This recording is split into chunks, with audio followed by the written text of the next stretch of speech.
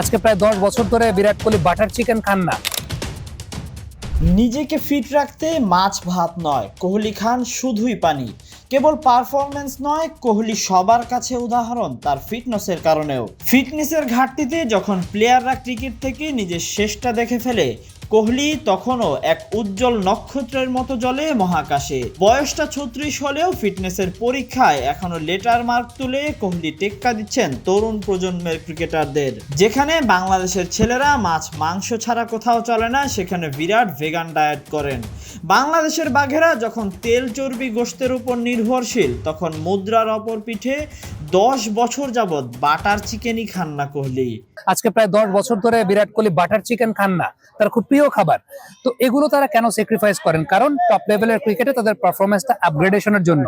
প্রশ্ন আসতে পারে, তাহলে কি খান কোহলি, কিভাবে থাকেন এত ফিট? কোহলি নিজেকে ফিট রাখতে যেমন অনুশীলন করেন, তেমনি শরীরকে হাইড্রেটেড রাখার জন্য প্রিমিয়াম মানের কালো পানি পান করেন। কোহলিকে প্রায়শই দেখা যায় কালো পানি পান করতে। কালো পানি সাধারণত একটু ব্যয়বহুলই হয়ে থাকে, কিন্তু বিরাট যে পানি পান করেন তার প্রতি লিটার পানির দাম প্রায় 4000 টাকা। এই ফিটনেসে ভর করেই ফাইনালে বিরাট এখন ছুঁতে চলেছে আরও একটি মাইল ফলক। চ্যাম্পিয়ন্স ট্রফির সর্বোচ্চ রান সংগ্রাহকের তালিকায় ক্রিস গেইলকে পিছনে ফেলতে কোহলির প্রয়োজন আর মাত্র 46 রান। ফাইনালে 55 রান করতে পারলে আরও একটি মাইল ফলক স্পর্শ করবেন তিনি।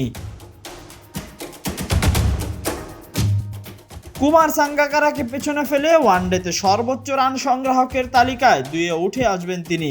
তাই নিজেকে ফিট রেখে চ্যাম্পিয়ন্স ট্রফির আরও একটি ফাইনালে সব আলো নিজের করে নেওয়ার জন্য শেষ বেলায় প্রস্তুত বিরাট কোহলি।